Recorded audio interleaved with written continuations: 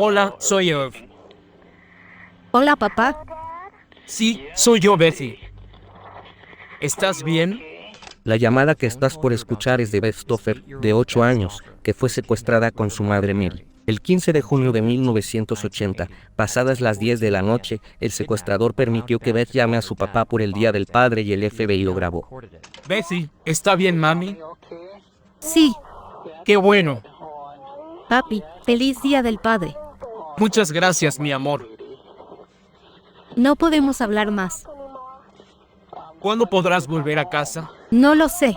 Quiero hablar con él. ¿Puedes pasarme con él? No. Mary Stoffer, de 36 años, y Beth Stoffer, su hija de 8 años, fueron secuestradas, encadenadas y abusadas durante 53 días. Pero lograron escapar y Min Sen-shu fue arrestado ese mismo día. Durante el juicio, atacó a Mary dejándole una cicatriz en la cara. Incluso contrató a un sicario para que la matara, pero ella sobrevivió y se aseguró de que Min nunca más aterrorizara a nadie. Tuvo 53 días de nuestras vidas. No le daremos ni un día más. En el pequeño pueblo de Roseville, Minnesota, Mary vivía con su esposo Ed y sus 2 hijos, Steve y la dulce Beth. Sus cosas estaban embaladas, porque la familia se estaba por mudar a Filipinas. 16 de mayo de 1980, Mary llevó a Beth a hacer un recado antes del gran día. Cuando Beth llegó a casa de la escuela le dije que la llevaría a cortarse el pelo. A medida que pasaban las horas sin tener noticias de ellas, el esposo de Mary y Steve, su hijo de 6 años, estaban cada vez más preocupados en casa. ¿Qué está sucediendo? ¿Dónde están Mary y Beth? ¿Por qué todavía no han vuelto a casa? Mamá no es de las que se escapan. Mamá me ama. Mamá ama a mi papá. Ama a mi hermano. No hubo discusiones. En la ciudad, la policía buscaba a un niño llamado Jason, que fue secuestrado ese mismo día. Un niño fue secuestrado. Estaba jugando en el parque. Una historia aterradora. Pero no tenían idea de que Mary y Beth estaban desaparecidas. Se hizo de noche, por lo que Ed decidió llamar a la policía. Ahí se enteró del niño desaparecido, secuestrado por un hombre de cabello oscuro. Está en la lista de los más buscados del FBI. La escena sigue activa. Ed teme el peor desenlace para su esposa y su hija. Se bloquearon las rutas, había equipos por tierra y apoyo aéreo para la búsqueda. Encontraron el auto de Mary en una zanja, pero no había rastro de los niños desaparecidos ni de Mary. Ed estaba desesperado y a medida que pasaban los días disminuían sus esperanzas de ver a su familia con vida. 15 de junio de 1980. Era el Día del Padre y Ed estaba en casa con su hijo Steve, pero todavía no había noticias de Mary o de Beth. Habían pasado 30 días desde su secuestro. Entonces sonó el teléfono. Hola, soy Ev. Hola, papá. Sí, Betty, soy yo. ¿Estás bien? Sí, ¿Está bien, mami? sí, ¡Qué bueno! papi, feliz Día del Padre. Muchas gracias, mi amor. Estamos bien, papá. Me alegro muchísimo. No podemos hablar más. ¿Cuándo podrán volver a casa? No lo sé. Quiero hablar con él. ¿Puedes pasarme con él? No. Está bien, vuelve a llamarme. Espero verte pronto. Está bien, adiós, cariño.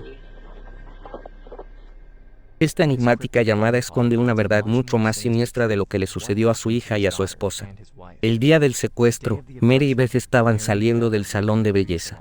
Madre e hija caminaban por el estacionamiento. Vimos a un hombre que caminaba hacia nosotras. Lo miré porque pensé que tal vez quería preguntar cómo llegar a algún lado, pero tenía un arma.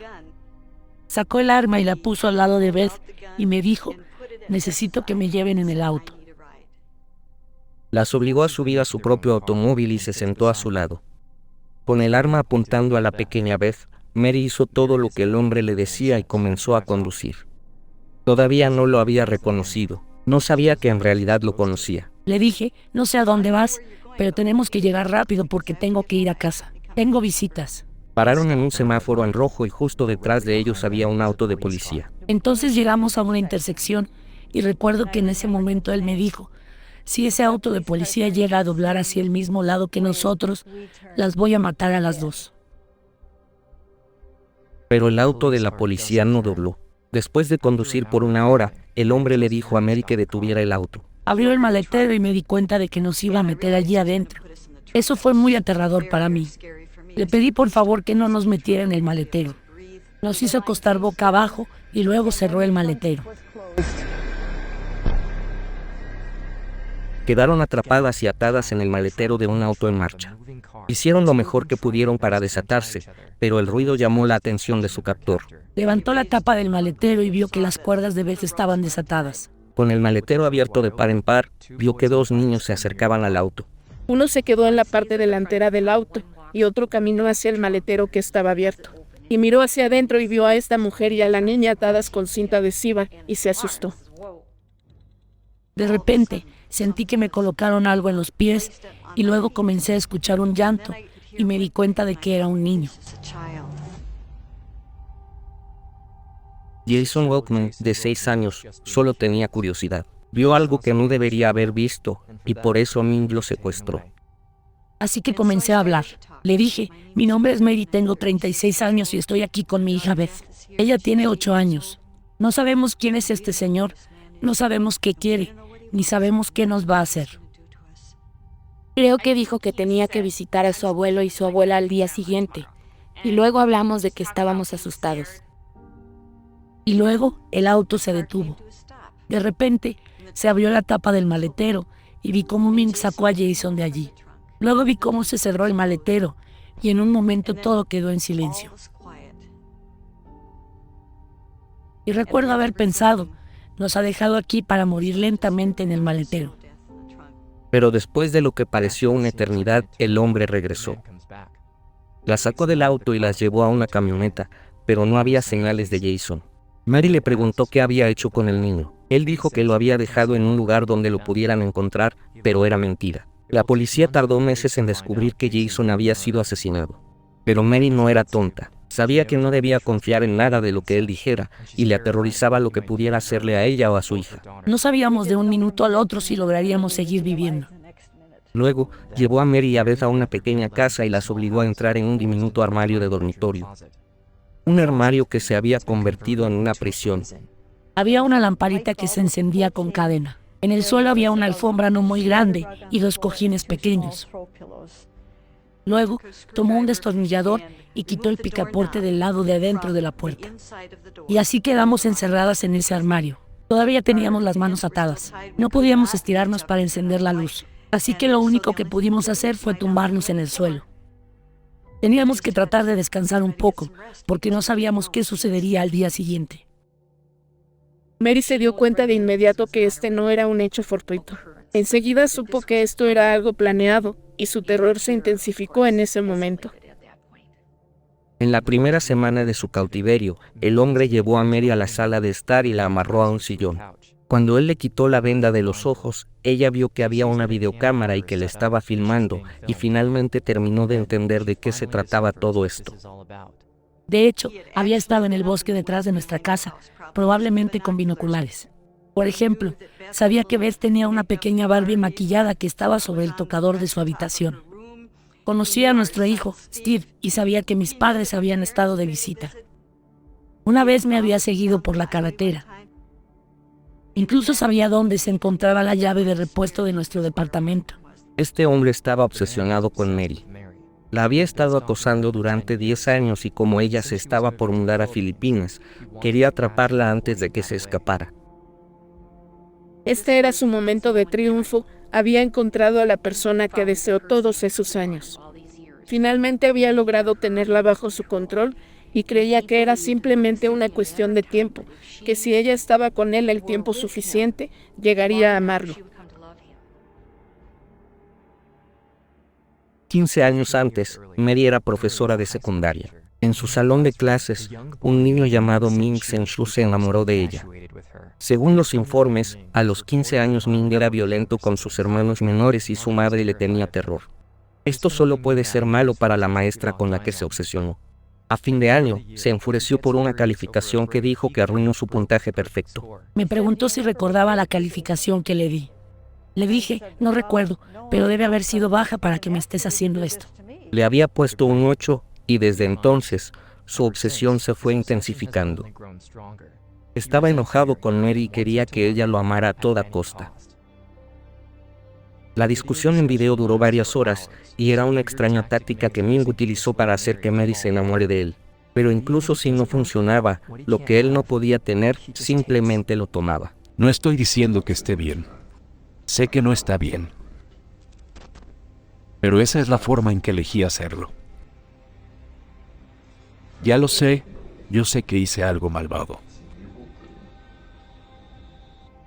Me daba cuenta de que estaba angustiada cuando regresaba conmigo al armario, pero no sabía por qué. Ming les advirtió varias veces que si intentaban hacer algo, las mataría. Nos dijo hasta el cansancio que si me escapaba, la mataría. Y si tú hacías algo, él me mataría. El 7 de junio, Ming llevó más lejos su fantasía de tener una vida familiar con Mary y alquiló una casa rodante para hacer un viaje a Chicago. Dejó a Beth en la casa rodante, mientras Mary y él salían en público, pero siguió apuntándola con el arma. Durante ese viaje, tanto Mary como Beth intentaron ser rescatadas. Mary usó su cheque de viajero para pagar, sabiendo que eso alertaría al FBI sobre su transacción y su paradero. El FBI nunca recibió la información. Beth corrió el riesgo de romper las persianas de una ventana y mirar hacia afuera justo cuando pasaban unos adolescentes. Por primera vez tuvo el coraje de actuar, a pesar de que Ming la había amenazado con matar a su madre si intentaba hacer algo. Ella les gritó a los adolescentes que estaba secuestrada y les pidió ayuda, pero los adolescentes se rieron y le dijeron que dejara de inventar historias. Y se fueron. El 4 de julio, Ming las llevó a ver los fuegos artificiales. Antes de salir de la camioneta, les advirtió como muchas veces antes, que si intentaban algo las mataría a ellas y a cualquier persona que estuviera cerca. En ese momento, pasó un auto de policía y se detuvo en el semáforo en rojo, pero Mary no se atrevió a hacer nada. Ella dijo: No pude hacer nada al respecto porque él siempre tenía su arma y siempre tenía a Beth. pero memorizó el número de teléfono escrito en la parte trasera del auto de policía en grandes números. Cuando llegaron a casa más tarde, también hizo que Beth lo memorizara. El 6 de julio, Ming estaba viviendo otra fantasía suya, una noche de juegos en familia. Fue en ese momento cuando Ming anunció la peor noticia que Mary podía escuchar: se las llevaría lejos a otra casa. Mary podía sentir la emoción en la voz de Ming, pero ella estaba totalmente desesperada. Ese fue el día en que terminé de desesperarme, tanto así que le dije a Beth, él nunca nos va a dejar ir. Hubo momentos en que cuestioné mi fe. A veces me sentía muy desanimada al ver que seguían pasando los días y no nos rescataban, no pasaba nada. Pero Beth se daba cuenta de todo eso. Un día me preguntó: mamá, ¿tú crees que algún día Dios nos va a enviar a su ángel para que nos ayude a abrir la puerta, como lo hizo con Pedro y el otro hombre? Y en lo más profundo de mi corazón, yo no creía que fuera a suceder de esa manera en absoluto, pero no quería destruir la fe de una niña. Le dije, ciertamente podría hacer eso, pero también podría elegir una manera diferente. Se estaba acabando el tiempo. Mary sabía que tenía que arriesgarlo todo. El 7 de julio, Ming no estaba en la casa y Mary y Beth seguían encadenadas a la puerta del armario. Mary miraba las bisagras de la puerta, pensando qué hacer. Sabía que Ming podía volver en cualquier momento. No tenía herramientas, solo las uñas para quitar el pasador. Sabía que era poco probable que la clavija saliera tan fácilmente, pero tenía que intentarlo. Así que me acerqué a la puerta. Sostuve la puerta con una mano y tiré del pasador de la bisagra con la otra. Salió como si la hubieran engrasado. La puerta se separó y estaba claro que nuestro cable iba a pasar. Beth entró en pánico de inmediato. Empezó a tirar de mi ropa. Me decía, no lo hagas, ya sabes lo que dijo. Nos va a matar si nos ve. Estaba completamente aterrorizada. Le di una pequeña cachetada. La senté en la silla y le dije, escucha Beth, si Dios nos ha dado esta vía de escape, tenemos que tomarla. Sé que es peligroso, que si Ming llega a casa y nos encuentra escapando, nos va a matar. Si es la voluntad de Dios, cuidará de nosotros. Pero no puedo luchar contra ti. Tenemos que trabajar juntas. Estamos encadenadas juntas. Tenemos que trabajar juntas. Beth entendió y se dirigieron a la cocina. Mary tomó el teléfono y marcó el número que memorizó en el auto de la policía 3 días antes. Un momento después, la atendió el operador de la policía. Mary le dijo: habla Mary Stoffer. Creo que nos están buscando a mí y a mi hija Beth. Por favor, dense prisa. Estamos detenidas en una casa y hay armas cargadas aquí. Nos matará a nosotras y a cualquiera que intente entrar a la casa. No intenten entrar si él está aquí. El operador le dio instrucciones estrictas a Mary de quedarse dentro de la casa y lejos de las ventanas. Mary cortó la comunicación. Beth le dijo a su madre que era mejor esperar fuera de la casa y esconderse detrás de los arbustos. Mary le hizo caso a su hija e ignoró las instrucciones del operador. Salieron por la puerta trasera de la casa, aún estando encadenadas. Se escondieron detrás de un automóvil, pero no tenían idea de que en ese momento los policías ya estaban allí, asegurando el área y preparándose para entrar en la casa.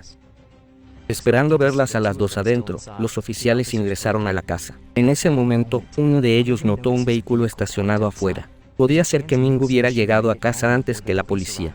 El oficial se acercó al vehículo. Pudo ver una figura desde abajo, alguien agachado y escondido detrás del auto. Eran Mary y Beth. Hoy a las 2:30 de la tarde, el operador de la policía de Ramsey recibió una llamada telefónica de una mujer llamada Mary Stoffer. Dijo que se había liberado de donde estaba encadenada.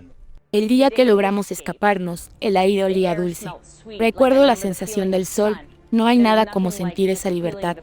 Después del rescate, nos llevaron a la oficina de la policía y allí vi por primera vez a mi esposo Ed y a nuestro hijo Steve. Fue maravilloso poder abrazarnos. La policía lo arrestó ese mismo día, pero el alivio se mezcló con una trágica noticia. Cuando los oficiales escoltaron a Mary y su hija a la estación, les preguntaron si Jason todavía estaba dentro de la casa. Esto confirmaba lo que Mary había temido. Jason estaba muerto y todavía no habían encontrado su cuerpo. Al poco tiempo, Mary y Beth testificaron contra Ming en la corte. Es común que los secuestradores admitan o simulen estar arrepentidos de sus acciones una vez que los atrapan. Dennis Bradford, quien sacó a Jennifer Schutt de su habitación una noche, se largó a llorar durante su interrogatorio. Está viva. Qué bueno que esté viva. Bobby Jolon confesó que se arrepentía de lo que le había hecho a Lisa McRae y a sus otras víctimas. Y lo peor es que no entiendo por qué lo hice. Pero Ming Sen-Shu no es como la mayoría de los secuestradores. Él me había dicho, incluso si me encarcelan por mucho tiempo, cuando salga iré tras de ti. Y si estás muerta, iré tras tus hijos. Mientras estaba en prisión, Ming contrató a uno de los reclusos y le prometió una suma de $50,000 si mataba a Mary y a Beth antes del juicio. Pero el recluso habló directamente con el FBI y les contó todo.